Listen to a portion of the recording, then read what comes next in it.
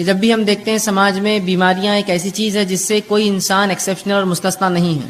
کوئی انسان یہ نہیں کہہ سکتا کہ جو ہے وہ بیمار نہیں ہوتا، اسے بیماری نہیں ہوئی، وہ کبھی بیمار نہ ہوا، یا اگر نہ ہوا ہے تو مستقبل میں آنے والے فیوچر میں وہ جو ہے بیمار نہیں ہوگا. تو بیماریاں ایسی چیز ہے جو انسان سے ایسی لگی ہے کہ جیسی زندگی ہے ویسی بیماریاں ہیں. انسان پیدا ہوا تو بیماریاں، پیدا ہوا تو انفیکشنز، پیدا ہوا تو فلاں مسائل، پیدا ہوا تو فلاں. اور بیماریاں مطلب انسانی سماج، انسانی زندگی سے بالکل بہت گہرائی سے لگی ہوئی، اس سے مستثنا، اس سے ایکسیپشنل، اس سے بچ کر کسی کو چارہ انسان کو ہی نہیں کہ بیمار نہ ہو. پھر چاہے یہ بیماریاں کتنی متشدد، کتنی زیادہ سخت ہوں گی، کتنی کم ہوں گی، معمولی ہوں گی یا اور زیادہ تیز ہوں گی، ایک الگ بات ہے. لیکن جب بھی لوگ بیمار ہوتے ہیں تو یہ سمجھتے ہیں کہ شاید شریعت اسلامیہ نے اس معاملے میں کوئی خاص رہنمائی نہیں کی ہماری، تو لہٰذا جب بیمار ہو جاتے ہیں تو اپنے طریقے سے، من مانے ڈھنگ سے، من چاہے ڈھنگ سے، اپنی مرضی سے جو ہے لوگ علاج کرتے ہیں. اس معاملے میں حرام اور حلال کی کوئی تمیز رکھی ہی نہیں جاتی ہے کہ کیا چیز حلال ہے، کیا حرام ہے، کیسی بیماریوں میں کیسا علاج کیا جائے، کیا چیز استعمال ہو سکتی، کیا نہیں ہو سکتی، کون سا طریقہ درست ہے، کون سا غلط ہوگا، کیا چیز کھائی جائے، کیا نہ کھائی جائے. ہم سمجھتے ہیں شاید شریعت نے اس معاملے میں رہنمائی نہ کی، اور پھر شریعت کو ایک طرف رکھ دیتے ہیں، کہتے ہیں ہاں یہ تو دین ہے، اسلام ہے، ٹھیک ہے، نماز روزہ ٹھیک ہے، لیکن ابھی ہم بیمار ہیں تو لہٰذا اس میں شریعت کا کوئی حل چونکہ نہیں ہے، وہ الٹرنیٹ ڈھونڈتے ہیں، اس سے ہٹ کر کچھ ڈھونڈتے ہیں. پھر ہم دیکھتے ہیں کہ وہ کتاب و سنت کو چھوڑ کر، شریعت کو چھوڑ کر، قرآن حدیث کو چھوڑ کر، نبی اکرم صلی اللہ علیہ وسلم صحابہ کے بتائے طریقے کو چھوڑ کر من مانی کرتے ہیں. مثال کے طور پر کوئی تعویذ لٹکا لیتا ہے، یہ سمجھتا ہے کہ اس سے شاید شفا ہو جائے، اس لیے کہ فلاں کسی نے کہہ دیا کہ بیئر پینے سے جو ہے پتھری نکل جاتی، تو ان کو لگا کہ اب علاج چکی ہے، شریعت اس میں کوئی رہنمائی تو کرتی نہیں ہے، لہٰذا آپ شراب پینا شروع کر دو. کچھ لوگوں کو دیکھا گیا کہ وہ گانجا اور افیم پیتے ہیں، اس لیے کہ انہیں لگتا ہے کہ فلاں مرض کا کوئی علاج نہیں ہے، شریعت نے اس میں رہنمائی نہیں کی، لہٰذا ہم یہ کر لیں.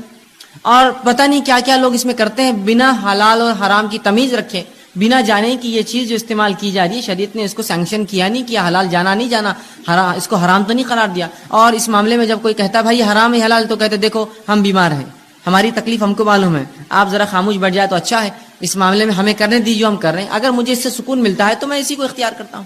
جیسا بہت سے لوگوں کو مرغی کا مسئلہ ہوتا ہے تو دن بھر گانے سنتے رہتے ہیں، کار میں بیٹھے گانا لگا دیا، موبائل ہینڈ سیٹ میں گانا لگا دیا، گھر کے اندر گانا لگا دیا، اس لیے کہ ان کو لگتا ہے سکون اس کے بغیر حاصل نہیں ہوگا، جبکہ شریعت نے واضح طور سے بتایا کہ حرام چیزوں سے علاج نہیں ہو سکتا ہے. تو ہم یہ سمجھتے ہیں جب بیمار ہو جاتے ہیں کہ شاید اب شریعت میں اس کی کوئی رہنمائی نہیں، لہٰذا منمانی کی جائے، اب جو چاہے کرو، جیسے چاہے علاج کرو، حرام حلال کی کوئی تمیز نہیں، چاہے میوزک کا اس میں استعمال ہو، چاہے ناچنا گانا اس میں پڑے، چاہے شراب پینا پڑے یا کوئی اور کام کرنا پڑے، سب کرو، اس لیے کہ اس معاملے میں ہم جو ہے لاوارث جیسے یا بنا سرپرستی کے چھوڑ دیے گئے، اب بہرحال معاملہ ہم کر سکتے ہیں.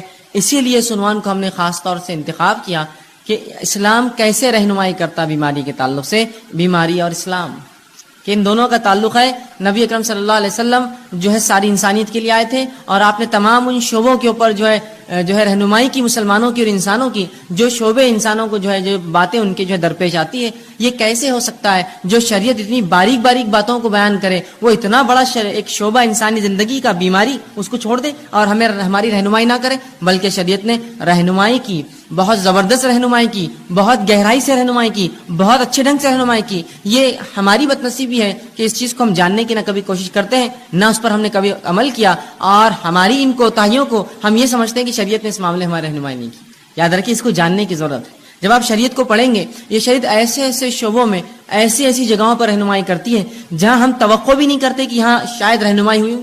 مثال کے طور پر ایک انسان اپنی ازدواجی زندگی، میاں بیوی کے رشتے کیسے قائم رکھے، شریعت نے یہاں بھی رہنمائی کی. کچھ لوگ سمجھیں گے یہ تو بےحائی ہے، یہ بےحائی نہیں، یاد رکھیے یہ طریقہ زندگی ہے. اگر وہاں رہنمائی نہ کرتا تو پھر انسان تو منمانے ڈھنگ سے اختیار کرتا اور انسان نہیں جانور بن جاتا.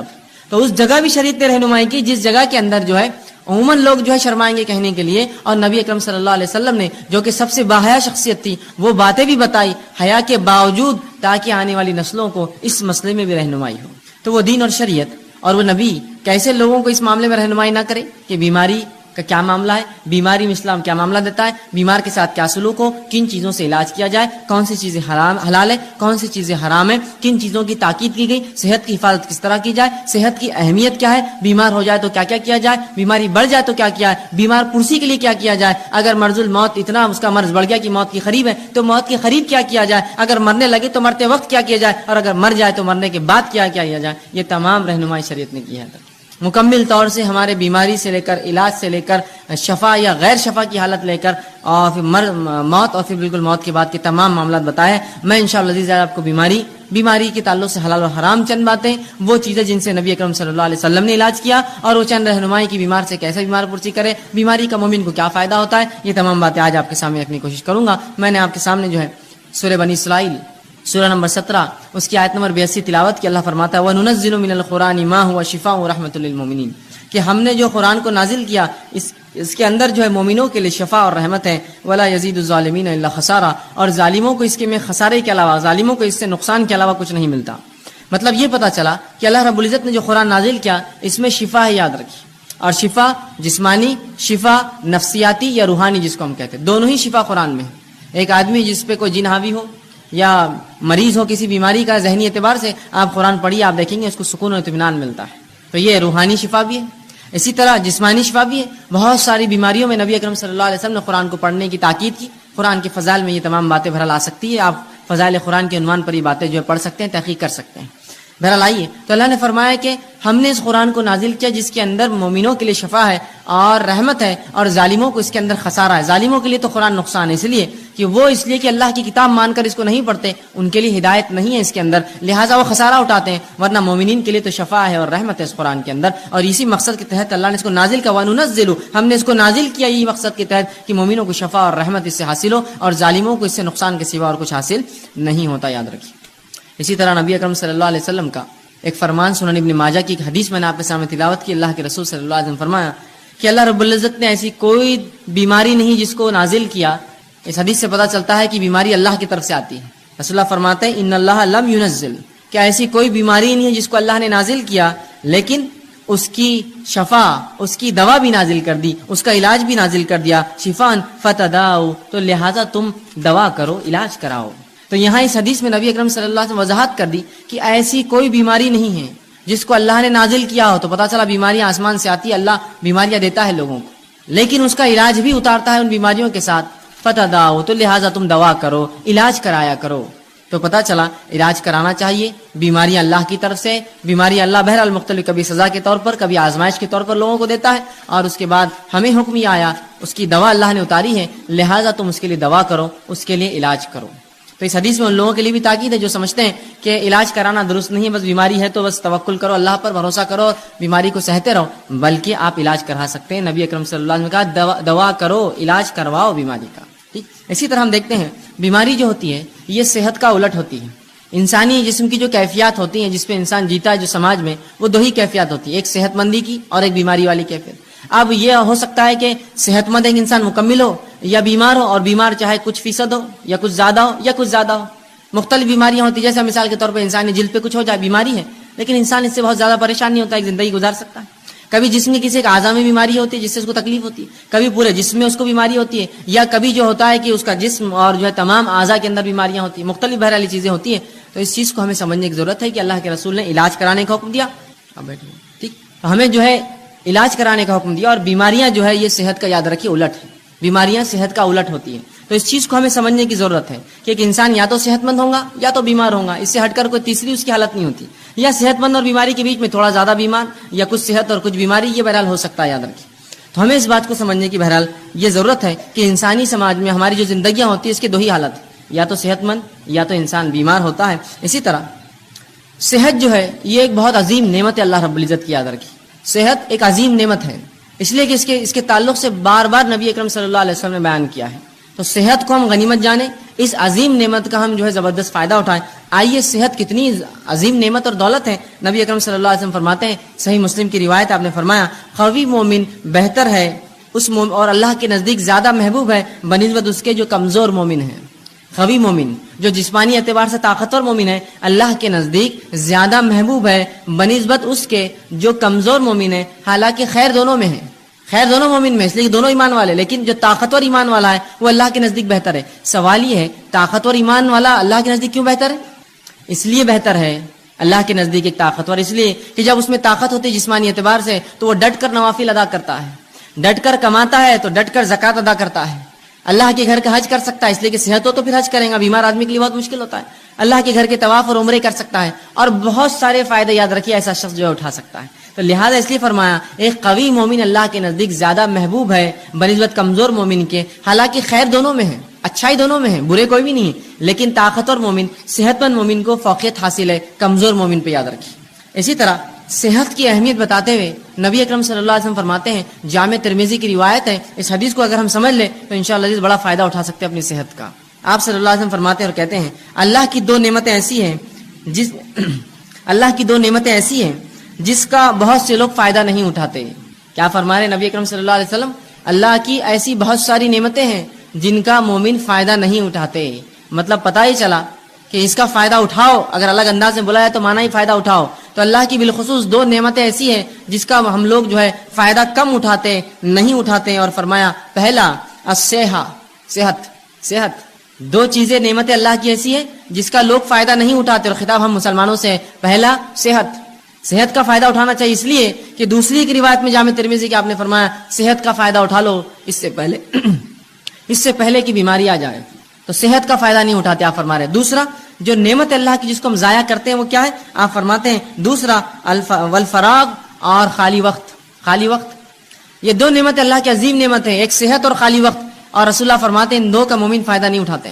اور واقعی میں بات کتنی سچ ہے کہ جب اللہ ہمیں صحت دیتا ہے تو ہم کوئی کام نہیں کرتے ہیں، جب بیماری آتی تو ذکر و اذکار، صدقات، نوافل سب کا ہمیں جوش جاگ جاتا ہے. جب صحت تھی کیوں نہیں فائدہ اٹھایا؟ جب ذکر و اذکار کرتے، جب نمازیں پڑھتے، قیام کرتے، اہتمام کرتے، اس لیے کہ جب اللہ نے طاقت دی تھی. یا پھر جوانی تو چھوڑ دیتے ہیں، جوانی جب گزر جاتی ہے اور بڑھاپے میں پھر تمام اعمال کرنے کی کوشش کرتے جو جوانی کی عبادتیں تھیں. یقیناً شریعت یہ نہیں کہہ رہی کہ بڑھاپے کی عبادتیں قبول نہیں ہوتی، لیکن جوانی کی عبادتیں زیادہ مطلوب ہے بڑھاپے کے مقابلے میں، اس لیے کہ یہاں انسان ینگ ہوتا ہے، اس میں جوش ہوتا ہے اور بہت سارے ایسے کام کر سکتا ہے جو عمر نہیں کر سکتا ہے وہ بڑھاپے کی عمر میں. تو کہا دو ایسی نعمتیں ہیں جس کا انسان فائدہ نہیں اٹھاتے، لوگ فائدہ نہیں اٹھاتے، مسلمان نہیں اٹھا رہے ہیں. ایک صحت اور دوسرا الفراغ اور خالی وقت. کتنی صحیح بات کہی. آج کتنا خالی وقت ہمارے نوجوانوں کے پاس ہے، لیکن کیا اس کا استعمال ہو رہا ہے؟ نہیں ہوتا ہے. کہاں ہوتا ہے؟ لوگ کہتے ہیں میں مصروف ہوں، لیکن مصروفیت کیا ہے؟ 2 گھنٹے 4 گھنٹے کہیں جا کے اور اس کے بعد خالی وقت بیٹھے ہیں، کبھی کھا رہے ہیں، کبھی کھیل رہے ہیں، کبھی بیٹھ رہے ہیں، کبھی چائے کی دکان پہ، کبھی حقوق پارلر کے اندر ہے، تو کبھی جم میں پڑے ہوئے، تو کبھی سوئمنگ پول پہ خالی وقت گنوا رہے ہیں، تو کبھی گھومنے پھرنے جا رہے ہیں. گویا اگر ایک انسان پورا 1 مہینہ اپنا شیڈیول نکالے، اپنا ٹائم ٹیبل بنائے، تو دیکھیں اس کے اندر سے میں سمجھتا ہوں بمشکل ہر روز 2 سے 3 گھنٹے ایسے جو واقعی میں جینوین یقینی طور سے وہ جو کچھ کام کرتا ہے، باقی سب رکامہ ہوتا ہے، خالی ہوتا ہے، اور فالتو کاموں کو وہ کام سمجھتا ہے. تو کتنی صحیح بات آپ صلی اللہ علیہ وسلم فرمائی. 2 نعمتیں ہم ضائع کرتے ہیں، ایک صحت، دوسرا خالی وقت. تو صحت کا استعمال کر لیجئے اس سے پہلے بیماری آئے، خالی وقت کا استعمال کر لیجئے اس سے پہلے کہ اللہ ایسی مصروفیت دے پھر آدمی خالی ترستا رہے، کاش کہ یہ ٹائم ہوتا تو یہ کرتا، کاش یہ وقت ہوتا تو یہ کام کرتا. 2 نعمتوں کا رسول اللہ فرماتے ہیں. تو پتہ چلا صحت بڑی عظیم نعمت ہے، تبھی کہا جا رہا ہے کہ ان 2 نعمتوں کو لوگ فائدہ نہیں اٹھاتے ہیں. اسی طرح جامع ترمذی کی روایت ہے، آپ صلی اللہ علیہ وسلم فرماتے ہیں، بہرحال جو پہلی حدیث میں نے اس سے پہلے بیان کی وہ صحیح بخاری کی روایت تھی. جامع ترمذی کی روایت ہے، آپ صلی اللہ علیہ وسلم فرماتے اور کہتے ہیں اللہ کی نعمتوں میں سے جن کا سوال روز محشر سب سے پہلے ہونے والا ہے.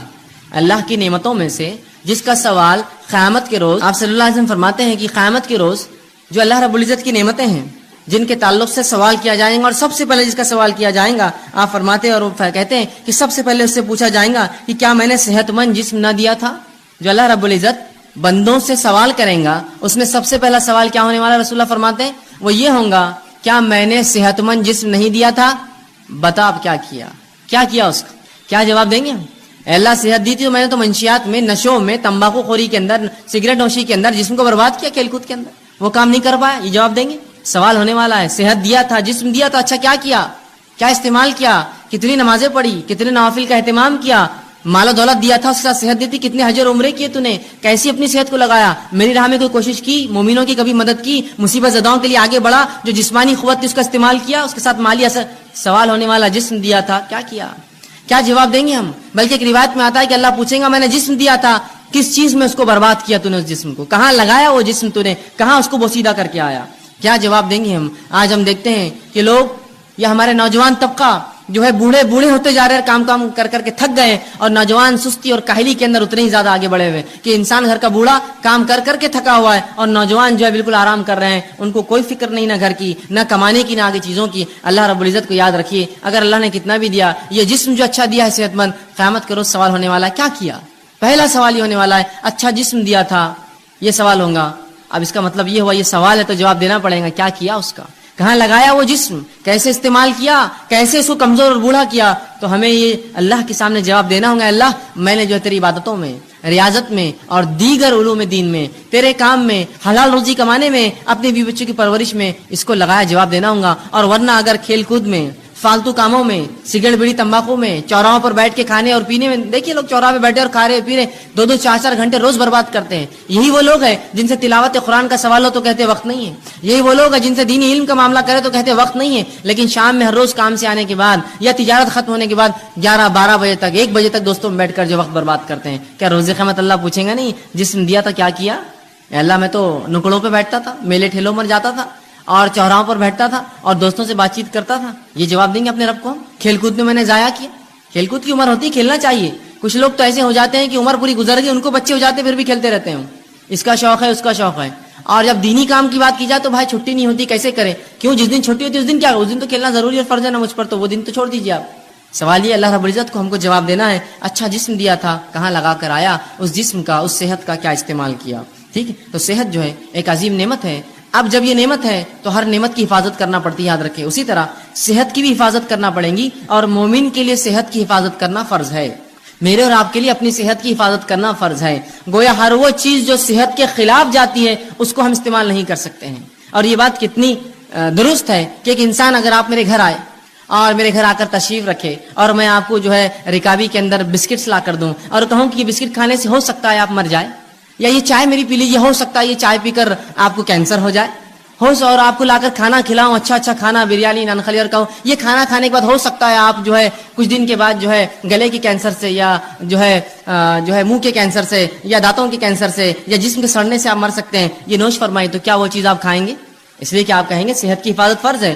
لیکن یہ جاننے کے باوجود کہ صحت کی حفاظت فرض ہے, ایسے کتنے لوگ ہیں کہ وہ پڑیاں اور تمباکو اور سگریٹ پیتے ہیں جس پہ کھلا لکھا ہوا ہوتا ہے cigarette smoking is injurious to health, it may cause cancer, اور پوری تفصیلات آج کل کمپلسری وارننگ جو آتی ہیں. بلکہ ایسی وارننگ جو اگر کوئی تمباکو کمپنی نہ لکھے تو اس پر فائن ہوتا ہے, معلوم آپ کو, اس پر فائن ہوتا ہے. اس لیے کہ یہ ثابت ہے.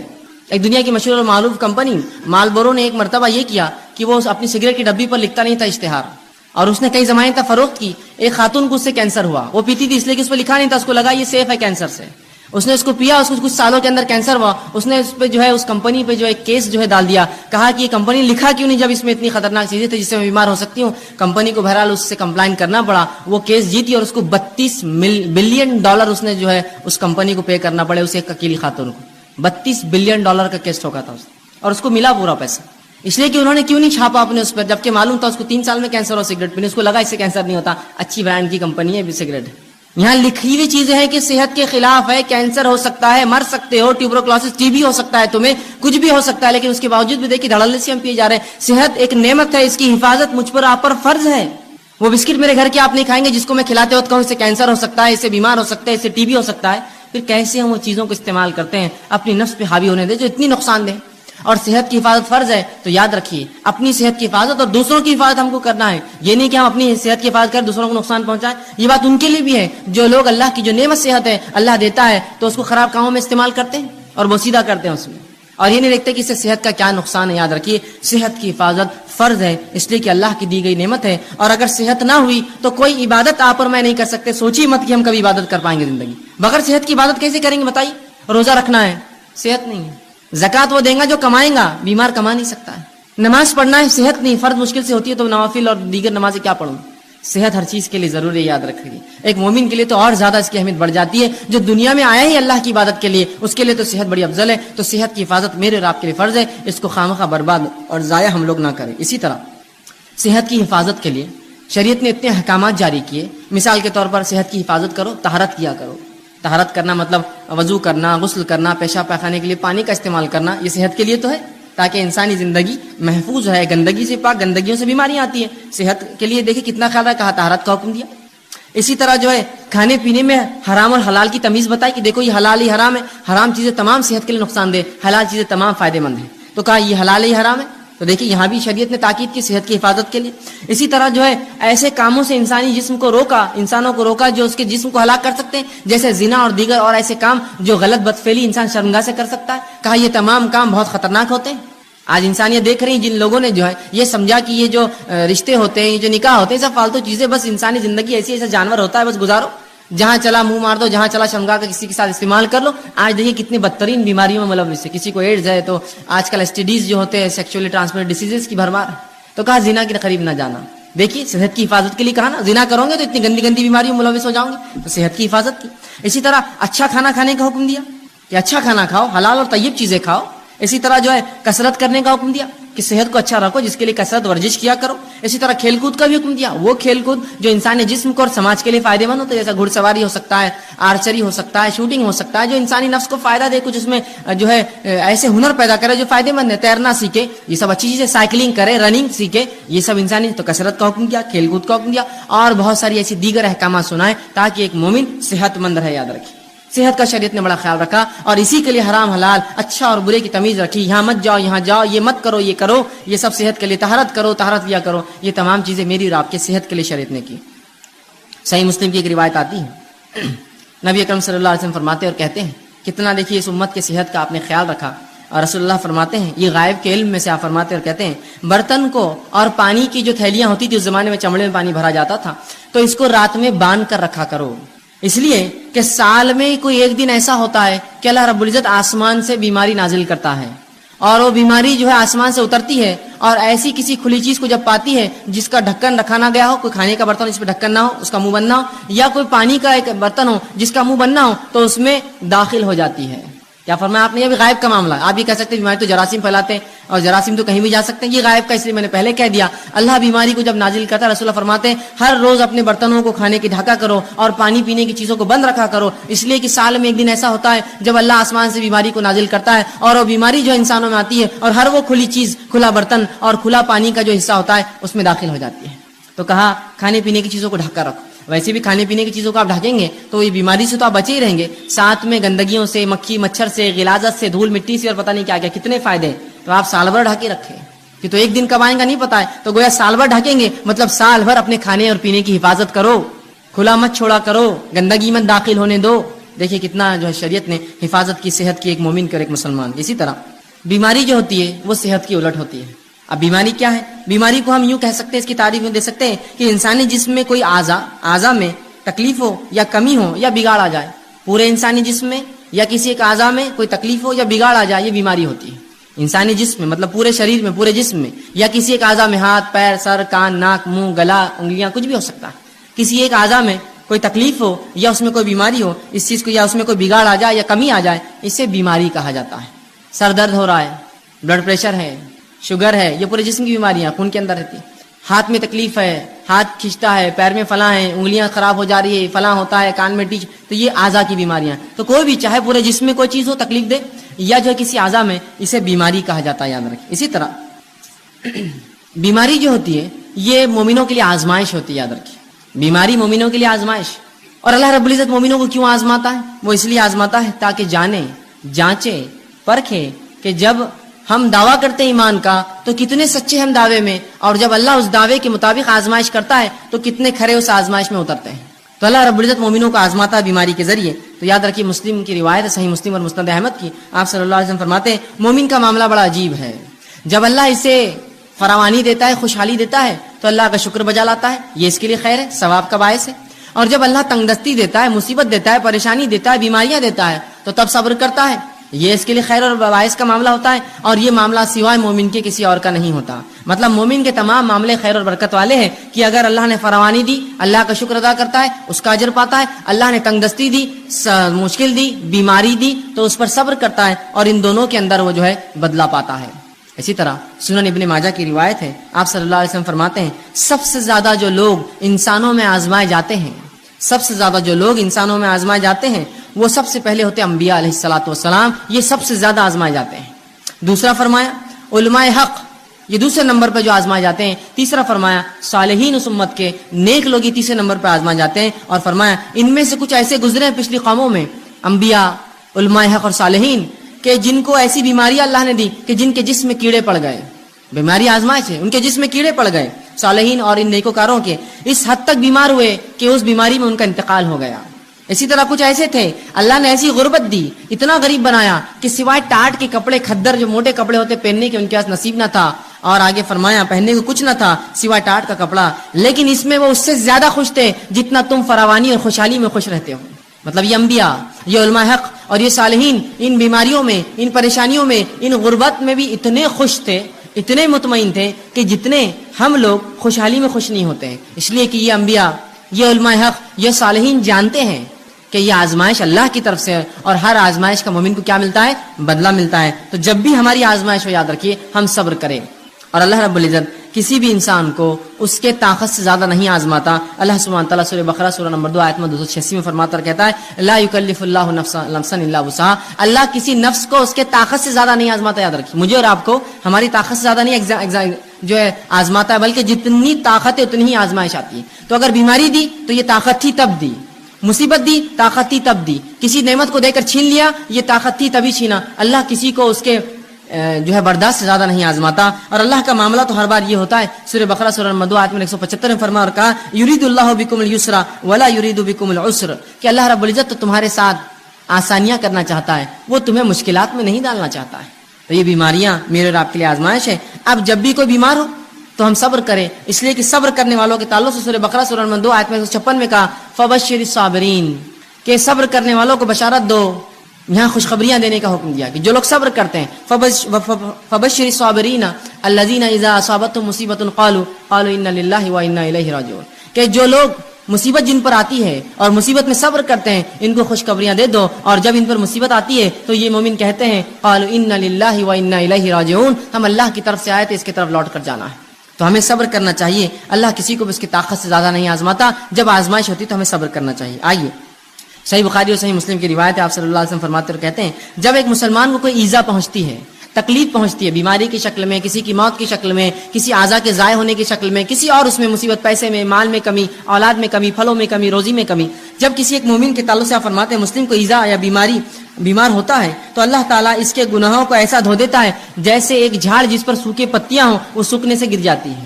ایک مومن کو جب تکلیف، مصیبت، بیماری آتی ہے تو اللہ اس کے گناہوں کو ایسا اس سے الگ کر دیتا ہے جیسے کہ ایک جھاڑ جس کے پتے سوکھ چکے ہیں وہ اس سے الگ ہو جاتے ہیں. ایسے مومن کے گناہ جو ہے بیماری کی وجہ سے، مشکل اور تکلیفوں کی وجہ سے دور ہو جاتے ہیں. یاد رکھیں تو ہر تکلیف جو مومن کو ہے اگر صبر کرے تو باعث اجر بنتی ہے، اس کے گناہ اس سے جھڑ جاتے ہیں. اسی طرح سنن ابو داؤد کی روایت ہے. آئیے وہ لوگ جو بیمار رہتے ہیں، پریشان ہوتے ہیں، پریشان مت ہوئیے. سنیے نبی اکرم صلی اللہ علیہ وسلم کیا فرماتے ہیں اور کہتے ہیں. آپ فرماتے ہیں اللہ مسلمانوں کے گناہ بیماریوں کی وجہ سے دھو دیتا ہے.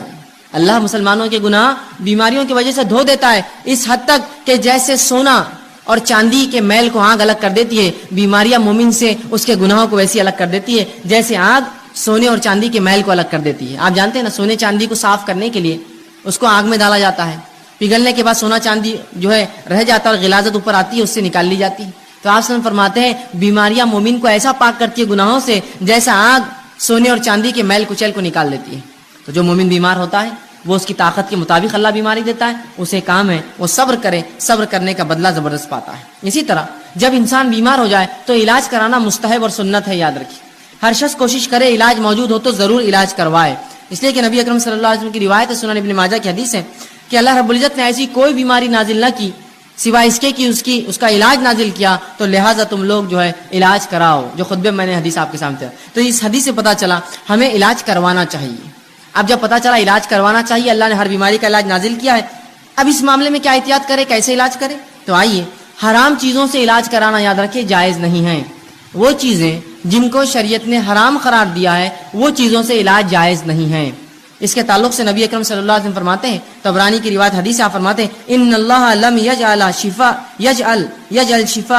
شفاءکم فیما حرم علیکم، جو چیزیں اللہ نے تم پر حرام کی ہے اللہ نے اس میں شفا نہیں رکھی ہے.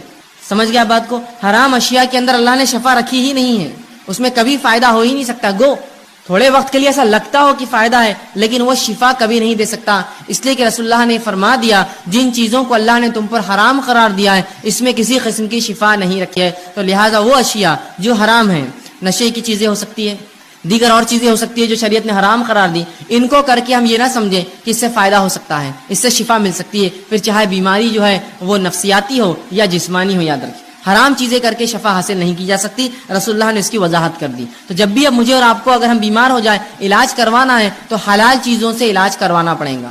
حرام چیزوں میں اللہ رب العزت نے شفا نہیں رکھی. اسی طرح اب کوئی شخص بیمار ہو جائے تو بیمار ہونے کے لیے بات یاد رکھیے، قرآن و احادیث سے جو دم ثابت ہے، جو پڑھ کر پھونکنا چاہیے، دوا کے ساتھ یہ بھی کرنا چاہیے.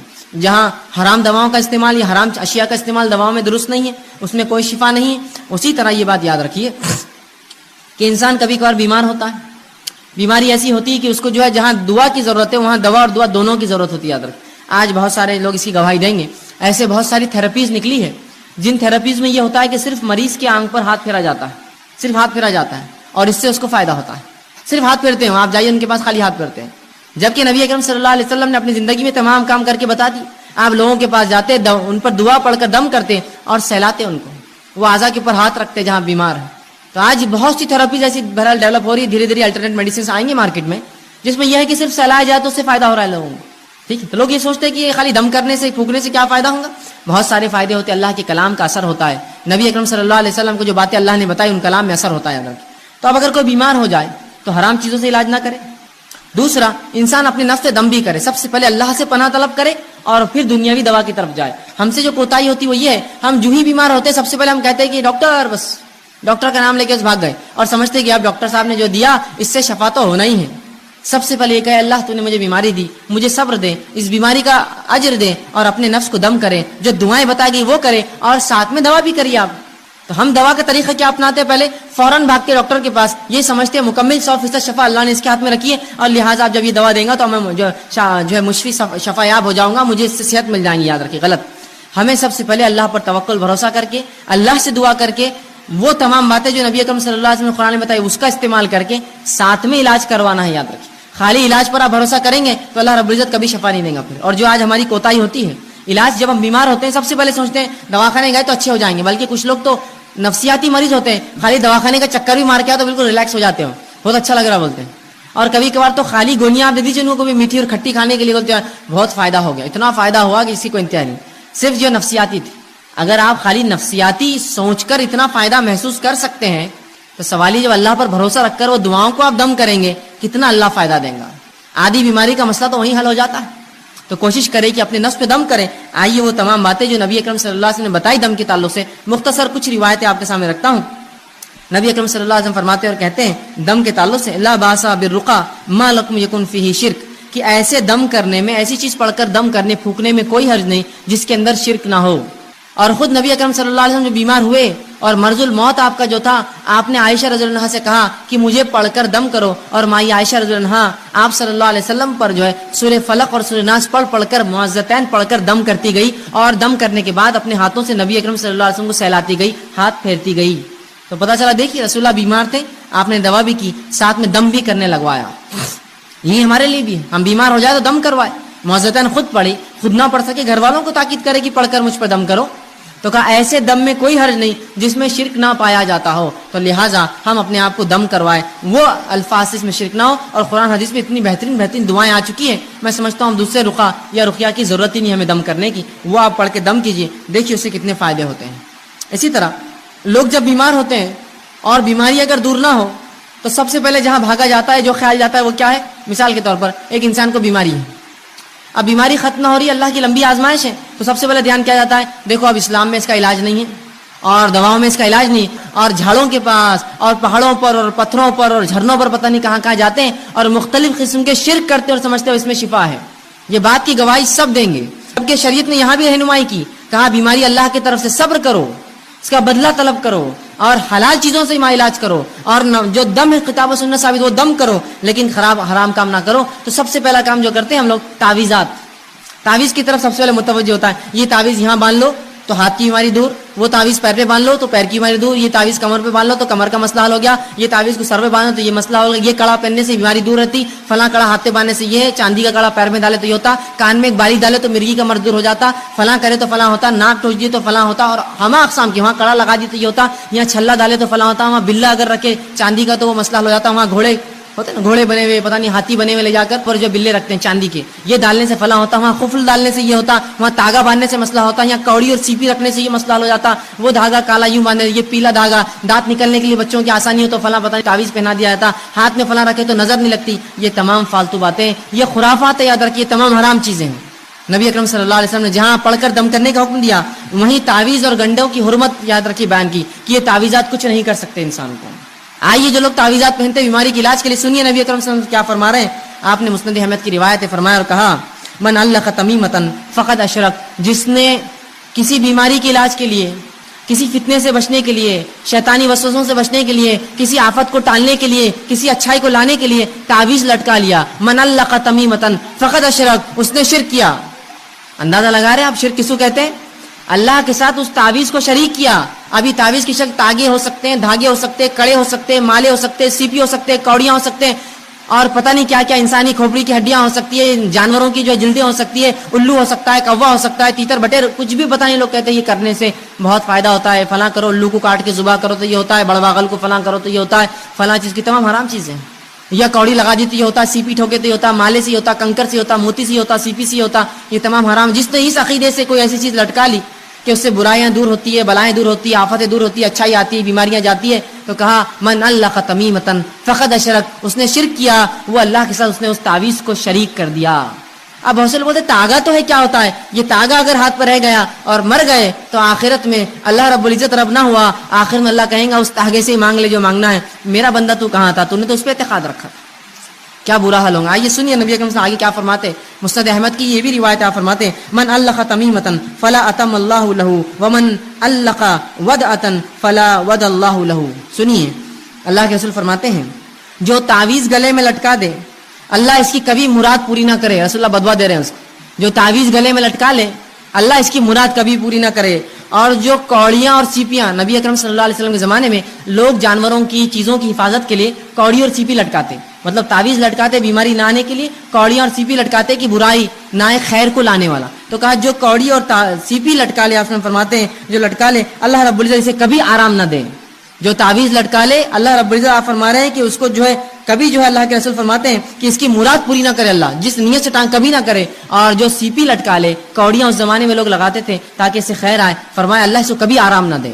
اسی طرح آپ صلی اللہ علیہ وسلم نے مسند احمد کی روایت ہے ایک شخص کو دیکھا جس کے ہاتھ میں ایک ڈنڈ پر ایک کڑا تھا. بہت سے لوگ پہنتے نا چاندی کے کڑے چھلے، پتہ نہیں مالے، گلے میں دھاگے تاگے. سن لیجیے وہ لوگ غور سے سنیے. نبی اکرم صلی اللہ علیہ وسلم ایک شخص کو دیکھا کہ ہاتھ میں اس کے کڑا تھا ڈنڈ پر.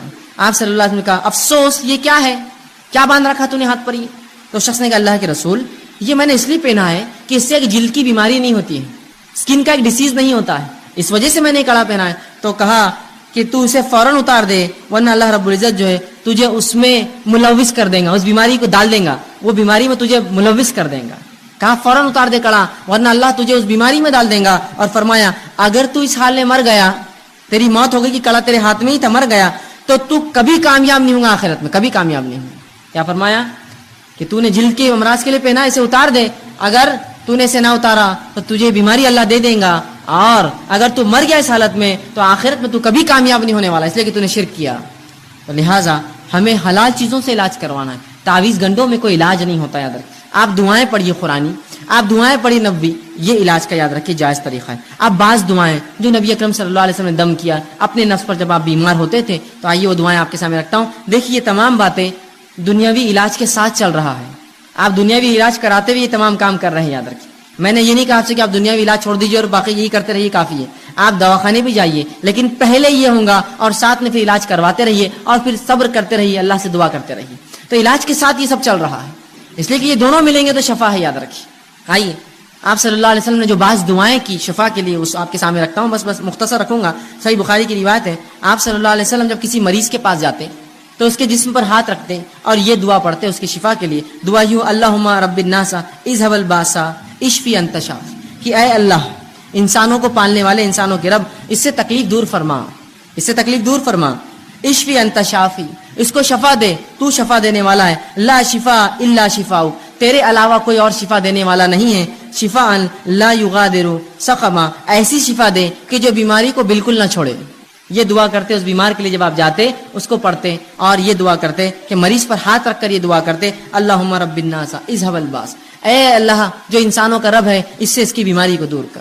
اور یقیناً جو آپ فرماتے آگے اشفی انت شافی، تو شفا دینے والا، تیرے شفا دینے کوئی نہیں ہے، لا شفاء کا الا شفاء، تیرے علاوہ کوئی شفا نہیں دیتا، شفاء لا یغادر سقما، ایسی شفا دے اس کو کہ اس کی بیماری کو بالکل نہ چھوڑو.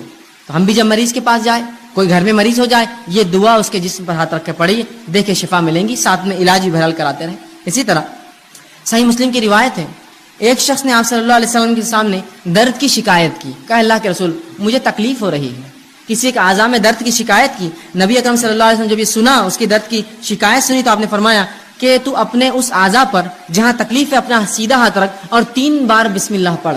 پیٹ دکھ رہا ہے، پیر دکھ رہا ہے، اچانک سر میں درد شروع ہوا، پتہ نہیں لوگ کیا کیا کرواتے ہیں. سنت سے یہ ہے کہ ہاتھ رکھو اور 3 مرتبہ آپ نے فرمایا بسم اللہ پڑھ. اور اس کے بعد آپ نے فرمایا اور کہا کہ 7 مرتبہ پھر یہ پڑھ، 3 بار ہاتھ رکھ کے کہے بسم اللہ بسم اللہ اللہ کے نام سے، اور اس کے بعد 7 مرتبہ یہ پڑھ. آپ نے فرمایا اعوذ بعزت اللہ و قدرتہ، کہ میں اللہ کی بڑائی اور اس کی قدرت کی پناہ لیتا ہوں، من شر ما اجد و حاضر، اس چیز سے جو میں محسوس کر رہا ہوں یا جس کا مجھے اندیشہ ہو رہا ہے. تو 3 بار پہلے بسم اللہ کہے اور 7 مرتبہ یہ دعا پڑھے تو رسول اللہ فرماتے ہیں اللہ رب العزت اس کو جو ہے شفا دیتا ہے. اسی طرح صحیح مسلم کی روایت ہے، آپ صلی اللہ علیہ وسلم فرماتے ہیں کہ آپ صلی اللہ علیہ وسلم ایک مرتبہ بیمار ہو گئے، جبرائیل علیہ السلام آئے اور نبی اکرم صلی اللہ علیہ وسلم پہ رقیہ کیا، دم کیا ایک دعا پڑھ کر. جبرائیل علیہ السلام نے کیا دعا پڑھی تھی؟ حدیث میں لفظ آتے ہیں، آپ صلی اللہ علیہ وسلم نے صحابہ کو سنا، کہا بسم اللہ ارقیک، کہ میں اللہ کے حکم سے تجھ پہ جو ہے دم کرتا ہوں. جبرائیل علیہ السلام آئے اور رسول اللہ پر یہ دعا پڑھ کر دم کی، بسم اللہ ارقیک، کہ اللہ کے نام سے میں تجھے دم کرتا ہوں، من کل دائن یوزیک، ہر اس بیماری سے جو تجھے نقصان دہ ہے، من شر کل نفس، اور ہر نفس کے شر سے اللہ تجھے محفوظ رکھے، وعین حاسد، اور ہر نظر لگانے والے کی نظر بس سے تیری حفاظت کرے، اللہ یشفیک، اللہ تیری جو ہے تجھے شفا دے، بسم اللہ ارقیک، میں اللہ کے حکم سے تجھ کو جو دم کرتا ہوں. یہ دعا جبرائیل علیہ السلام نے نبی اکرم صلی اللہ علیہ وسلم پر دم کی. اسی طرح معوذتین آپ پڑھ سکتے ہیں، اسی طرح سورہ جو ہے فاتحہ پڑھ کر ہم دم کر سکتے ہیں. یہ تمام کے بڑے فضائل آتے ہیں، یاد رکھیں. ہم نے یہ تمام چیزیں بہرحال آج چھوڑ دی ہیں، اور ایسی تمام وہ دعائیں جو قرآن سے اور سنت نبوی سے ثابت ہے آپ پڑھ سکتے ہیں. میں نے تو 2-4 نمونے کے طور پہ رکھی. یہ اگر پڑھ کر ہم کریں گے تو آپ دیکھیے جہاں دوا سے بھی علاج کا کچھ حصہ ہو رہا ہے، وہیں یہ دعائیں بہت حد تک نفسیاتی طور سے ہمیں جو مرض سے دور کر دیں گی، یا کم از کم بیماری ختم نہ بھی ہو تو ہم ایک مضبوط ایک مومن بنے رہیں گے. ہم آہو بکا نہیں کریں گے، تقدیر کو کوسیں گے نہیں، اللہ کو برا بھلا نہیں کہیں گے، اللہ سے بدگمانی نہیں کریں گے کہ ہم ہی بیمار ہونا تھا کہ اللہ ہمارا ہی گھر ملا تھا کیا، معیش ملا تھا کیا. کم از کم یہ تسلی رہیں گی انسان کو، نفسیاتی وہ مضبوط اور قوی رہے گا، چاہے جسمانی اعتبار سے کتنا لاغر اور بیمار ہو چکا ہو. تو یہ دعائیں بڑی اہمیت رکھتی ہیں. اسی طرح بعض ایسی چیزیں جن سے نبی اکرم صلی اللہ علیہ وسلم نے خود علاج کیا ہو، وہ آپ کے سامنے کچھ رکھتا ہوں واقعات اور کچھ چیزیں جن سے خود نبی اکرم صلی اللہ علیہ وسلم نے علاج کیا ہو. لیکن ایک بات اس سے پہلے میں بتا دوں کہ جو باتیں حدیث میں آتی ہے کہ آپ صلی اللہ علیہ وسلم نے ان سے علاج کیا ہے، آج بہت سی مرتبہ یہ ہوتا ہے کہ ہم کہتے ہیں ان سے تو جیسا طب نبوی کتابیں ہوتی ہیں آپ پڑھتے ہیں اور علاج کرنے کی کوشش کرتے ہیں، فائدہ محسوس نہیں ہوتا ہے. وہ اس لیے کہ طب کا معاملہ ایسا ہے کہ اس پہ تجربات اور تجزیات کی ضرورت ہے. نبی اکرم صلی اللہ علیہ وسلم نے بہت سی باتیں فرمائی، یہ مسلمانوں کی کم علمی رہی، بے خوفی رہی، بد نصیبی رہی کہ طب نبوی ہم نے اپنے ہاتھ سے ضائع کر دی، کبھی اس پہ ریسرچ ہی نہیں کیا. کوئی بھی میڈیسن ریسرچ کے بغیر نہیں ہوتی ہے.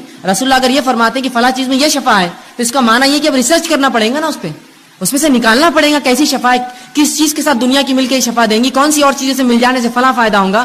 ریسرچ ورک کبھی نہیں ہوا. اور افسوس مسلمانوں نے یونانی طب کو اپنا طب سمجھا اور یونانی طب کو مکمل طور سے لے لیا اور طب نبی اس کے چکر میں پوری جو ہے ختم ہو گئی کہ آج بہت ساری باتیں جو طب نبی میں الفاظ آتے ہیں وہ دوائیں کس کو بولتے ہیں ہم کو معلوم نہیں.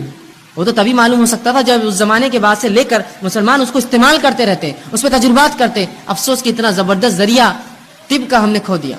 لیکن پھر بھی کچھ باتیں جو آتی رکھنے کی کوشش کرتا ہوں، وہ جو جس سے رسول اللہ صلی اللہ علیہ وسلم نے شفا کے لیے استعمال کی دواؤں کے طور پر. سب سے پہلے جو حدیث میں آتا ہے وہ یہ کہ آپ شہد سے علاج کیا کرتے تھے.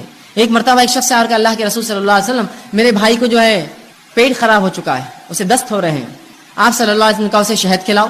وہ گیا شہد کھلا کر آیا، کہا اللہ کے رسول اور بڑھ چکے ہیں. کہا اور کھلا.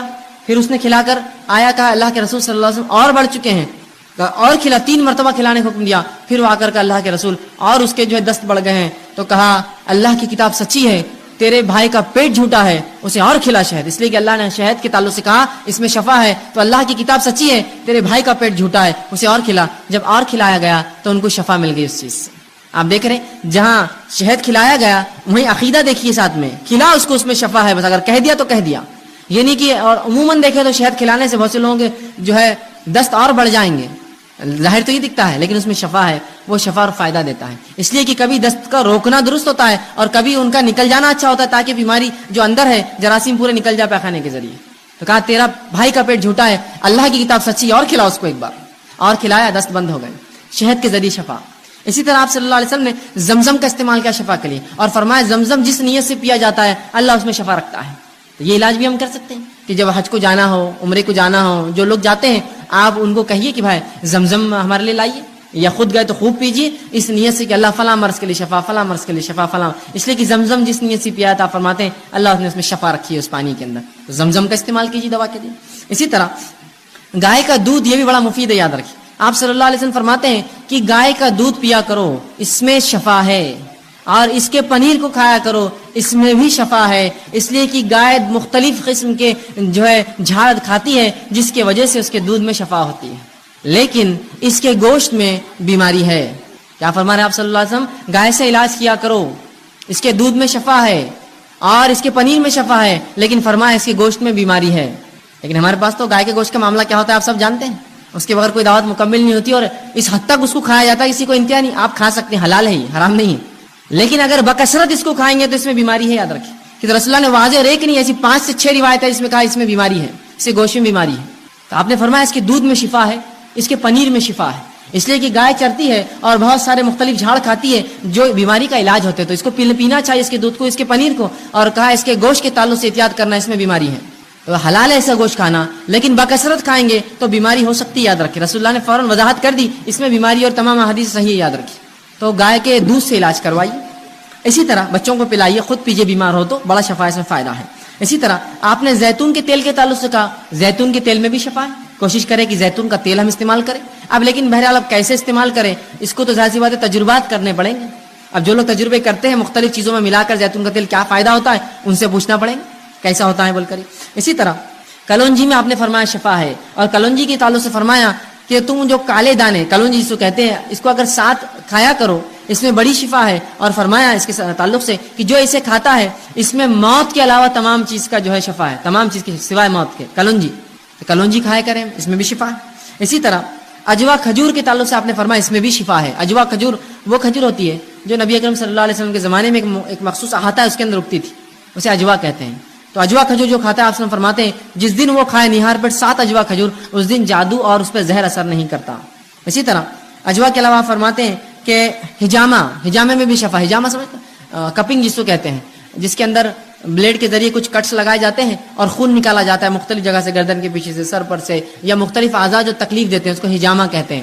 ٹھیک، آپ یہ بھی کر سکتے ہیں، کپنگ کہتے ہیں اس کو انگلش میں، یہ بھی بڑی فائدہ مند ہے۔ آپ صلی اللہ علیہ وسلم نے خود اس کو کروایا تھا ایک حج کے اندر، جب آپ گئے تھے حج میں اور آپ صلی اللہ علیہ وسلم میں کچھ تکلیف تھی، آپ نے ہجامہ کرایا تھا۔ تو آپ یہ بھی کروا سکتے ہیں، اس کے اندر بھی شفا انسانوں کے لیے تکلیف دہ جگہوں پر اور مختلف جو اعضاء پر یہ کیا جاتا ہے، تو ہجامہ آپ کرا سکتے ہیں، اس میں شفا ہے۔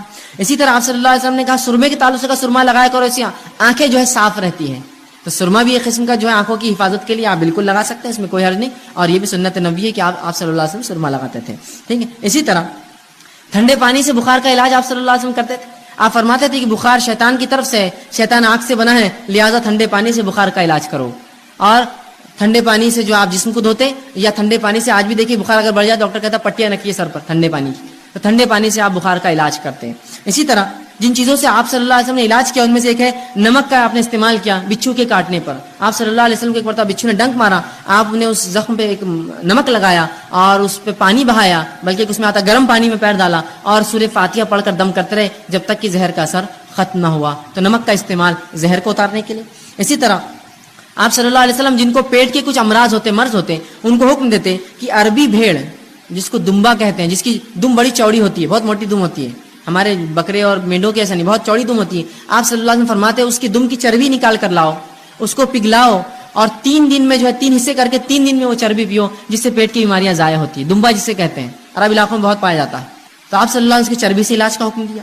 اسی طرح راکھ سے بھی آپ صلی اللہ علیہ وسلم علاج کروایا۔ آپ صلی اللہ علیہ وسلم جنگ احد کے اندر جب آپ کو کچھ زخم ہوئے تو فاطمہ رضی اللہ عنہا نے کھجور کے پتوں کو جلایا اور اس کے جلنے کے بعد جو راکھ تھی اس راکھ کو جو زخم پہ لگا کر اس پہ پٹی لگائی، تو یہ بھی جو ہے اس سے بھی آپ صلی اللہ علیہ وسلم نے شفا طلب کی. تو یہ وہ تمام کچھ چیزیں تھیں جو احادیث میں ملتی ہے. میں نے کچھ مختصر جو میرے سامنے واضح تھی میں نے آپ کے سامنے رکھنے کی بہرحال کوشش کری. ان چیزوں کے ذریعے آپ نے طلب کی. اس کا مطلب یہ ہوا کہ یہ چیزوں کے ذریعے اور بھی جو حلال چیزیں ہیں ہم سب ان کو استعمال کر سکتے ہیں علاج کے طور پہ. جہاں دعائیں بھی پڑھی آپ نے, قرآنی آیتیں بھی پڑھی, صورتیں بھی پڑھی, وہیں جو ہے دنیاوی علاج بھی کیا, شہد بھی کھایا اور زمزم بھی پیا اور ساتھ میں جو ہے کھجور بھی کھائے اور سرما بھی آپ لگاتے تھے, حجامہ بھی آپ نے کروایا اور باقی بہت سی چیزوں میں حکم دیا کہ فلاں کرو فلاں کرو اور فلاں کرو.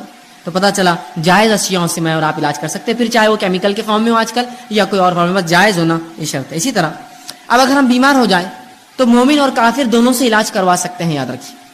مطلب ڈاکٹرز کے پاس جانا پڑے گا, آپ کو طبیب کے پاس جانا پڑے گا, تو مومن اور کافر دونوں سے علاج درست ہے, یاد رکھیے اس میں. اسی طرح کچھ ایسے پیچیدہ مسائل ہوتے ہیں جن میں ڈاکٹرز اور علماء دونوں کی ضرورت ہوتی ہے, تو یہاں آپ علماء سے بھی فتوے لیں گے اور ڈاکٹر سے بھی مشورے لیں گے. جیسے مثال کے طور پر کسی کو ٹی بی, معاف کرنا, کسی کو شوگر ہے. اب شوگر سے روزوں کا کیا معاملہ ہے کہ وہ روزے نہیں رکھ سکتا, تو پہلے وہ جو ہے کسی مسلم عالم کے پاس جائیں گا یا پہلے ڈاکٹر کے پاس جائیں گا, شوگر کتنی ہے, کیا اس شوگر میں روزہ رکھنے کا نقصان ہو سکتا ہے, وہ پہلے معلومات لیں گا.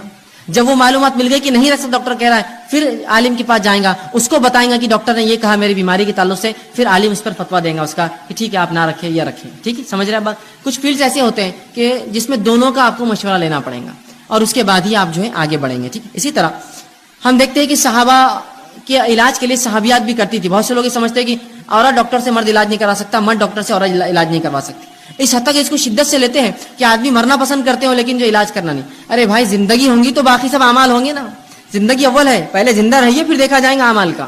تو یہاں آپ دونوں سے کروا سکتے ہیں. اس کے لیے دلیل میں دیتا ہوں, سنن ابن ماجہ اور صحیح بخاری کی روایتیں, کئی روایتیں ملتی ہیں جس میں یہ آتا ہے کہ صحابیات یہ فرماتی ہے کہ ہم جہاد میں جاتی, پیچھے رہتی, زخمیوں کو اٹھاتی, مرہم پٹی کرتی, پانی پلاتی اور جو زیادہ زخمی ہوتی ہے ان کو واپس شہر بھیجتی.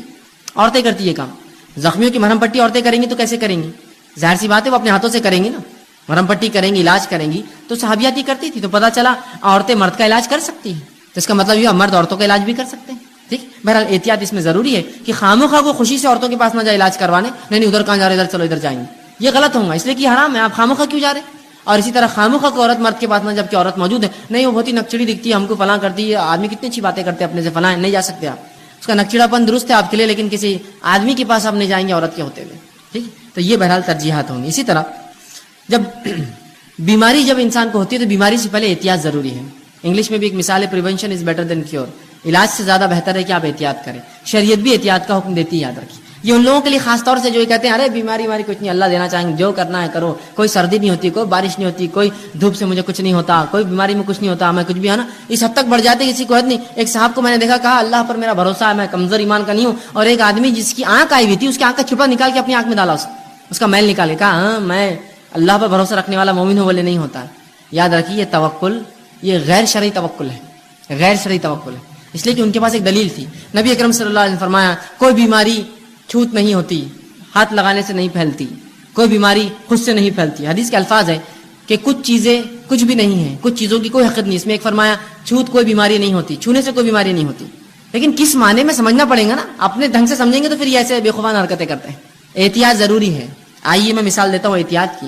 صحیح مسلم کی روایت ہے, آپ صلی اللہ علیہ وسلم نے بیمار اونٹوں کے باڑوں کو الگ بنانے کا حکم دیا اور صحت مند اونٹوں کے باڑے الگ بنانے کا حکم دیا. آئیے اس حدیث میں رسول اللہ جانوروں کو جو بیمار ہے الگ رکھو بول رہے صحت مند جانوروں سے. حدیث میں کہ کچھ اونٹوں کو خراش کھجلی کی بیماری ہو گئی تھی, تو رسول اللہ نے کھجلی والے اونٹوں کو بغیر کھجلی والے اونٹوں سے الگ رکھا, مطلب دونوں کے باڑے الگ کیے. اس سے کیا پتا چل رہا ہے, احتیاط. آپ نے یہ کیا کہ دونوں اونٹوں کو ملو ایک دوسرے سے لے جا کر, کیا ہوتا دیکھیں گے, اللہ جس کو دینا چاہے دیں گے. نہیں, جب جانوروں میں اتنی احتیاط کی کہ ان کے باڑے الگ کر دیے, تو انسانوں میں بدرجہ اولی یہ احتیاط ضروری یاد رکھیے. جب جانوروں میں اتنی احتیاط کی گئی تو انسانوں میں کتنی احتیاط کی ضرورت ہے ہمیں اور آپ کو, کرنا چاہیے. احتیاط میں کوئی حرج نہیں. ہاں چھونے سے کوئی بیماری نہیں ہوتی, اس کا معنی کیا پھر حدیث میں, آئیے میں وہ بھی اس کی وضاحت کر دیتا ہوں. جو آپ صلی اللہ علیہ وسلم نے کہا کوئی بیماری متعدی نہیں ہوتی, چھونے سے نہیں پھیلتی, اس کا کیا معنی ہے وہ سمجھاتا ہوں. اس کا معنی یہ ہے کہ عربوں میں ایک عقیدہ تھا, نبی اکرم صلی اللہ علیہ وسلم کے زمانے میں ایک بدعقیدگی تھی لوگوں میں. وہ یہ تھی, وہ کہتے تھے کہ بیماری خود سے جانے کی طاقت رکھتی ہے ایک دوسرے کے اندر, خود سے اس کے نفس کے اندر یہ طاقت ہوتی ہے کہ جس کو چاہے لگ سکتی ہے. اس کے توڑ میں رسول اللہ نے فرمایا بیماری میں خود سے لگنے کی طاقت نہیں ہوتی, اللہ جس کو چاہتا ہے دیتا ہے. سمجھ رہے آپ بات, جو رسول اللہ نے فرمایا چھوت کوئی چیز نہیں ہوتی,